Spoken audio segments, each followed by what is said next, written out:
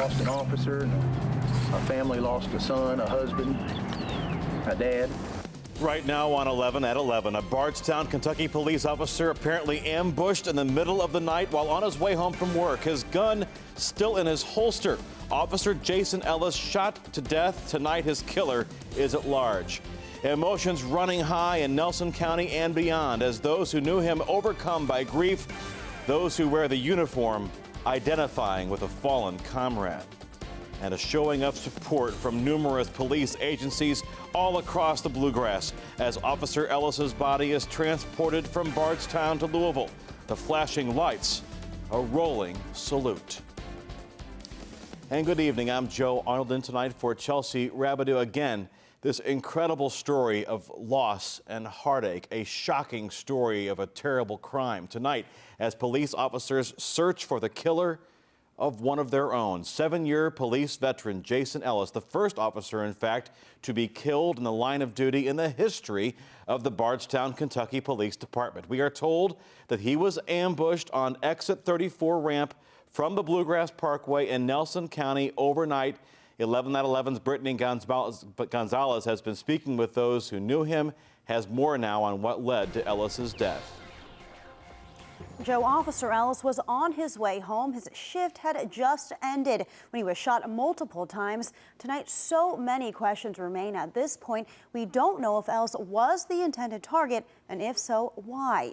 And heartbreak truly is just setting in, and those who knew the young father describe him as a fair man who was very involved in the community. Exit 34, the last place Officer Jason Ellis took a breath. The 33-year-old stopped to move a piece of debris from the road. And what happened next? So horrible. Hearts dropped all across Nelson County. The K-9 officer ambushed. Officials say the shooter targeted Ellis while positioned on top of a hill near the Bluegrass Parkway, shooting him multiple times with a shotgun. Who can do that? Who can just shoot someone? What is this world coming to? And he was a decent man. It's very disturbing that something like this would happen here, well, Bloomfield, anywhere. A family traveling home discovered Ellis laying on the ground outside of his cruiser, his body riddled with bullets. The shooter on the loose. I can assure you we won't give up on this person until we have him either in custody or in the front sight of one of our weapons. And I personally hope the latter is the choice. Ellis worked for the Bardstown Police Department for 7 years. He took exit 34 every day to go home after a shift ended. Those who knew Ellis say Saturday morning should never have been any different. You have taken away a very great man, and I hope that we catch you. Tonight, a wife without her husband. 2 young boys without their father. It's very heartbreaking. It's a young man with children, and now he's gone. Them kids are going to miss him. Now an entire community vowing to find whoever killed one of their own. Ellis never called into dispatch that he was stopping, and the cruiser he was driving did not have any dash cam video. Several agencies are working on this investigation, and of course, we'll keep you updated with any new developments. Brittany Gonzalez, 11 at 11. All right, Brittany, thank you. 33-year-old Jason Ellis had been an officer with the Bardstown Police Department for 7 years, their only K-9 officer. The dog was not with him at the time. Ellis, originally from Cincinnati, he had a love of baseball. He played, in fact, for Cumberland College in Kentucky, as well as the minor league Billings Mustangs in Montana. He was active in youth sports in Nelson County, not only with his own kids, but coaching other youth teams as well. Again, Ellis leaving behind a wife and 2 young boys. And as we said, the first officer killed in the line of duty in the history of the Bardstown Police Department.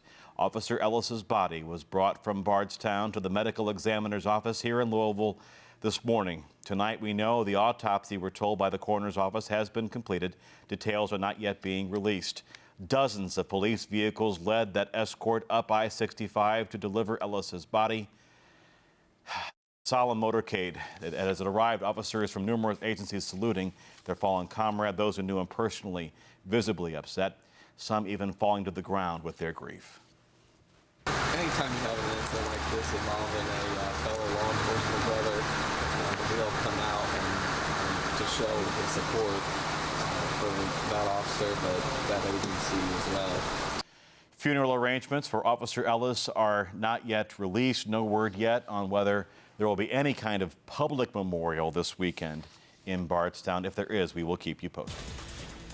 And now time for our First Alert Storm Team forecast. Reed Yaden checking in on a kind of a dicey Memorial Day weekend. Reed, some rain tonight. It is. We've had a few just very light sprinkles in the downtown area this evening, perhaps some other portions of the viewing area. Let's take a look at our First Alert Storm Team Storm Tracker 3D. And here's what we see. Some very light showers, some of this not even hitting the ground up around Madison, Owenton, and some of this pressed across the metro area a little earlier. We'll put it into motion here. You can see with temperatures in the city in the middle 60s, a little cooler to the north. Most of the activity is still to the north and will be staying that way, but we can't rule out a stray shower during the overnight. Now, let's take a look at what's going on for the big Abbey Road on the river. Looks like temperatures are going to be very comfortable again, Joe. Dodging a few pop-up showers tomorrow and Monday, but no washouts. I want to emphasize that.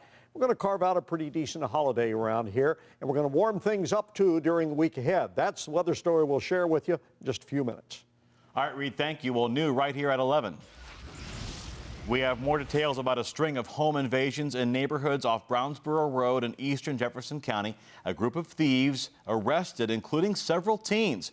Now, yesterday, we told you about the two armed home invasions in the 8th Division. Tonight, we know those two incidents were apparently part of a string of robberies which began on Thursday. Metro Police say 4 adults and 1 juvenile were arrested Friday after being found inside a stolen car at Mall St. Matthews. Police believe this group robbed homes on Old Orchard Circle, Maple Brook Drive, Pine Needle Lane, Shenandoah Drive, and Landfair Drive. Now, Joshua Martin, Clarence Hayes Jr., Denisha Johnson, Ashley Edwards, and a 17-year-old male are facing numerous counts of robbery. A young mother who became pinned under her own SUV on Thursday died from her injuries this afternoon. Her family says 25-year-old Shannon Gales was pronounced dead today at U of L Hospital. Her SUV had run out of gas Thursday night in Elizabethtown, so she and a passenger got out trying to push that vehicle, but it then rolled backwards and overturned in a culvert, crushing Gales. The woman had tried to get back into the SUV. Her 2-year-old daughter was inside. Now, the child was strapped in a car seat and was unharmed. 1 year after 17 people died on Kentucky roads over the Memorial Day weekend in 2012, state police say they are out in full force now to prevent those tragedies this year.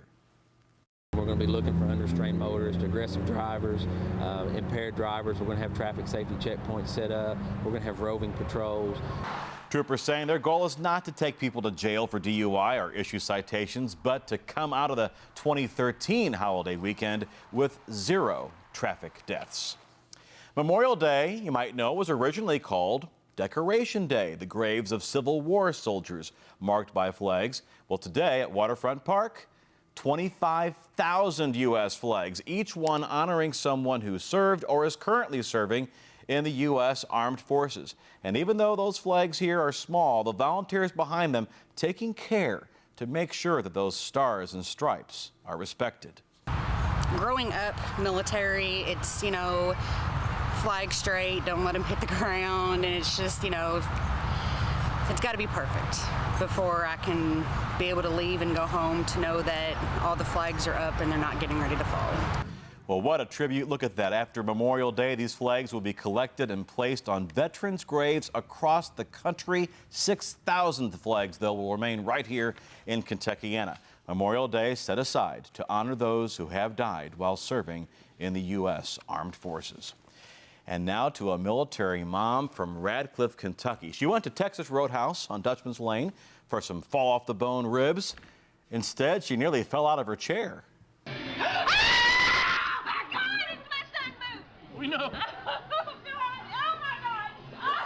Yeah, that's her son, all right. Airman First Class Adam Rising making that surprise visit home this Memorial Day weekend. He's been away for some 14 months. The family told his mom, Dee, that she was going to be attending a business meeting at Texas Roadhouse. Well, the server walked over, introducing Adam. Mom knew who it was. Fresh off the plane, still in uniform. As you can see, Dee, though, completely surprised. The family gets to enjoy this weekend together before Adam goes back to his Air Force duties on Monday. Thank you for your service. 2 Kentucky cemetery caretakers in jail tonight, accused of theft and violating graves. A grand jury has indicted Tanya and Jason Strader on the charges. Happened yesterday. They're responsible for taking care of the Green Hills Memorial Cemetery in Hopkinsville, but police say they were pulling up bronze grave markers without telling the families. Jason Strader admits they took the markers, but says it was part of a plan to replace them with new ones. New leadership for Ford's Louisville assembly plant. The automaker appointing Daryl Sykes, currently plant manager at the Michigan assembly plant, to take over on Fern Valley Road. Sykes succeeds this man, John Savona. He was recently promoted to oversee all of Ford's manufacturing in North America. Sykes led the team to launch the C-Max. That's a hybrid compact SUV and Ford's first electrification program. Tuition may be going up at Indiana University. President Michael McRobbie recommending a tuition and fee increase of 1.75% next year and again the year after. That would increase tuition about $350 for in-state students over the next 2 years. For non-Hoosiers, tuition would go up 2.75% at the Bloomington campus. The Board of Trustees holding a public meeting on the recommendations June 5th. Now, just Thursday, the Finance Committee at the University of Louisville Board of Trustees approved a 3% tuition increase, which they say is U of L's lowest percentage increase in some 14 years.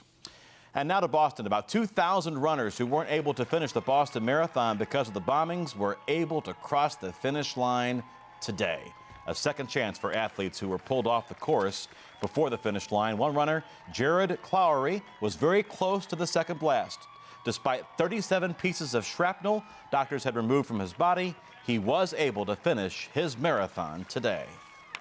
It's just unbelievable. The people of Boston, just unbelievable. All the love. Even you guys with the cameras. I just want to hug and kiss you all. I can't believe what's going on here. It's not often those with the cameras want to be hugged and kissed. The April 15th Boston Marathon ended abruptly when 2 bombs went off near the finish line, killing 3 and wounding more than 250 others. And meanwhile, about 35 runners from the Midwest who were unable to finish the Boston Marathon will run about a half mile on the Indianapolis Motor Speedway track immediately before the start of the Indianapolis 500. Runners from Indiana, Ohio, Illinois, Kentucky, and Michigan will begin in turn 4 and then run on their feet the front straightaway shortly before noon, less than 10 minutes before the start of the Indy 500. Less than 1 week after that EF5 tornado tore through Oklahoma, the town of Moore showing its resolve. This tragedy is not going to prevent them from moving forward. And all new tonight, new images show the moment that I-5 bridge collapsed into the Skagit River in Washington State. And Joe, I hope they don't have any problem with the weather at Indy tomorrow. There's a 50% chance for showers during the afternoon as temperatures will be in the upper 60s. Around here, a few pop-up showers in our forecast. A holiday all coming up right here. Stay with us. On air, online, on your mobile device. You're watching WHAS 11 News. Well, just days after that devastating tornado in Moore, Oklahoma, signs of progress today. 3 high schools holding graduations. CNN's Andy Rose now with more on that uplifting day in a town struck by tragedy. Less than a week after a tornado ripped through a suburb of Oklahoma City, some families are experiencing perhaps their first opportunity to focus on something else. Celebrating the high school graduation ceremonies for the class of 2013. I never expected to end senior year like this. Sharon Liston is a math teacher at Westmore High School. She's retiring after this year. Liston lost her home in Monday's devastating tornado. She says dozens of students showed up Friday to help clear the wreckage where her house once stood. And it looked like a wall of students, and with trash cans and trash sacks, and they literally picked up every stick that's within that 3 acres there. They did an awesome job. But Liston isn't thinking about her own tragedy. Today is the kids' day. Today is nothing about tornadoes. Today is for those kids who are graduating, and hats off to them. Graduating senior Sawyer Tumblison's father also lost his home. Her mother is a teacher at Briarwood Elementary, one of 2 elementary schools leveled by the force of the EF5 twister. But it's not getting in the way of Tumblison's major milestone. I'm excited. It's tough to move forward with all of what's been going on, but I mean, we just have to look forward and think for the best of everything and be happy that we're graduating and being able to move on. Seniors, please change your tassel. And with the turning of the tassels, the class of 2013 becomes a symbol of Oklahoma's resolve to move forward. I'm Andy Rose reporting. Those 3 schools, Westmore, Southmore, and Moore High Schools, all holding their commencement ceremonies today, again, near and in Oklahoma City. While giving the commencement speech at the U.S. Military Academy at West Point today, the U.S. Secretary of Defense Chuck Hagel vowed that sexual assaults in the military will not be tolerated. Sexual harassment and sexual assault in the military are a profound betrayal. A profound betrayal of sacred oaths and sacred trusts. This scourge must be stamped out. Hagel warning the new graduates that rape and sexual assault in the military are a crime. Sexual assaults in the military are on the rise. President Obama also focused on the problem during his commencement address at the U.S. Naval Academy yesterday. Well, look at this new video tonight. This shows the moment a Washington State bridge collapsed. This surveillance video showing a 160-foot section of the I-5 bridge disconnecting and falling into the Skagit River. Look at that. Investigators say a truck hit a bridge girder, which triggered the bridge to collapse and then sent those vehicles into the water, and all 3 people were injured. No one died. This bridge is one of the main arteries from Washington into Canada. The governor says it will cost about $15 million to replace that one section of the bridge. AAA projects fewer Americans will travel away from home this Memorial Day weekend. Estimated 34.8 million people are taking trips for the holiday. Air travel expected to be down about 8% from last year, which means road travel will see a slight increase. Now time for your First Alert Storm Team forecast. Reed Yaten here to check in on a Memorial Day, which is very, very pleasant today, Reed, Yes. but not quite the start of summer. No, it was a little chilly for those of you that want to spend time at the pool, but don't worry, in the week ahead, we're going to warm it up. Outdoors tonight, it is a nice evening. Big festivities continue down at Abbey Road on the river. A nice day for it. That'll continue right on to tomorrow. Here's a live view from our PNC Plaza cam in the city with a light wind right now. Let's go ahead and take a look at our satellite radar combined. And what we have is an area of precipitation that's been dropping a few sprinkles through portions of the viewing area. Don't want to make a big deal out of it. In fact, as it runs into drier air, it's tending to dissipate, but I think the air is going to become a little more saturated during the overnight hours, and the chances of picking up a shower will go up some. Here's 3D radar right now. You can get a better look at it. And you see that the showers really stretch through most of the northern viewing area. Now, these are very spotty showers among several areas of showers around the nation. A lot of rain in many locales on this particular holiday. Closer to home, south of Elizabethtown, near Bardstown, a few dying showers, very spotty. Up around the Madison area, extending down toward Carrollton and just north of Newcastle and Henry County, some more showers. Now, as we take a look at the satellite and radar combined, we can see cloudiness through a good deal of the Ohio Valley tonight. And those clouds will be lingering through most of the holiday weekend. Not a washout either. Want to emphasize that. Any of the showers we deal with will be pop-up showers, so no washouts. Unbalanced tomorrow, more clouds than sun, and we'll get a little more sun in here starting Monday. Futurecast goes into motion now. During the overnight hours, few spotty showers. It looks like during the day tomorrow. Can't rule it out as we get into tomorrow evening on into Monday. Again, some spotty showers showing up. But after that, we start to warm up very nicely. For tomorrow, though, more clouds than sun, but temperatures a little warmer than today, and we'll nudge them up into the 80s by Monday. A look at the First Alert Storm Team forecast. Overnight, we drop down to 55 degrees under mostly cloudy skies. A shower chance east at 5 miles an hour for a light wind. Now then, a look at our First Alert Storm Team 7-day forecast. 76 tomorrow for a high, 82 on Memorial Day. Then we start warming up. Push it up into the upper 80s before the week is over. Again, for Indianapolis tomorrow, Joe, they could be dodging some showers there, about a 50% chance during the afternoon. Wouldn't be the first Indy with a rain delay, Reed. Thank you. Would not. Appreciate that. Well, speaking of Indiana and sports, the Hoosiers looking for a Big Ten championship in Minneapolis against Nebraska. And the St. X Tigers hitting the field today. Their spring game, a new head coach. Kent Spencer's highlights next in sports.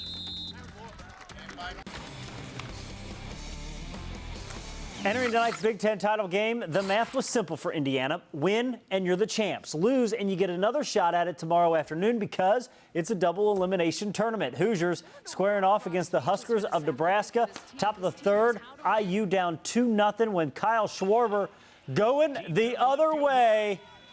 Boom. Off the foul pole, a 2-run shot. We're all tied up at 2. Big bomb. Now it's top of the fifth. Same score. Sam Travis crushes this pitch with 2 on. Upper deck job. A 3-run home run. Hoosiers up 5-2. Travis's 8th of the year, 2nd of the tournament. But the Huskers would come back to tie it up. Right now we're in the 11th inning. The score is tied at 6. The Hoosiers trying to end this tournament tonight. Birdzerk and baby Birdzerk doing a little kung fu fighting as the Bats hosted Paul Tuckett. Get after it. Bottom 6, Bats down 4-3, bases loaded for Billy Hamilton, who does the job with a single to center. We're all tied up at 4. Next up, bases still loaded. Emmanuel Burris with the shot to third. The force out at third is good, but the run scores. That would be the go-ahead run. However, it would not hold up. Bats fall to Paul Tuckett, 6-5. Very cool scene of Great American Ballpark fans in the stands giving military members a standing ovation as the Reds face the Chicago Cubs. Cincinnati down 2-1, bottom 6, 2 on. Todd Frazier slaps a single to center. Joey Votto on his horse coming around, tying up the game at 2. Up next, Derek Robinson laying down the squeeze. Brandon Phillips scores from third. Reds grab the lead. Cincinnati erupts for 4 in the inning. They go on to beat the Chicago Cubs 5-2. UK softball team facing Arizona State in an NCAA Super Regional out in Tempe, Arizona. Griffin Joyner trying to give the Cats an early lead in the top of the third. It falls just short of the wall. However, on the other side of the inning, Cheyenne Coyle with 2 aboard. Goodbye, a 3-run shot. Right now we're in the 5th inning. Arizona State leads Kentucky 3-1. The St. X Tigers held their spring game to kick off Memorial Day weekend this morning. Pretty good crowd on hand to see what Will Wolford's bunch has to offer. Tigers look like they might have a little passing game this year. B.J. Nagel, the son of former U of L quarterback Browning Nagel, a little escapability. Finds an open receiver right here for a big gain. Now, let's not get crazy. St. X is still going to run the ball a ton. But today they showed that vertical threat. Here, a little 6 action to the host they go. Great way to end spring ball for the Tigers. Tomorrow, the 97th running of the Indy 500, which you can see right here on WHAS 11. Indy is a race with a mixture of drivers who've won this race multiple times, and then you've got 4 rookies who are going to tackle the Brickyard for the first time this year. You have to have everything go right. I mean, you literally have to have good pit stops. You have to stay out of trouble. You have to be, be there at the finish, which is obviously the main part because it's such a long race. I mean, it's 500 miles and they're grueling miles, and you're out there flat out every time.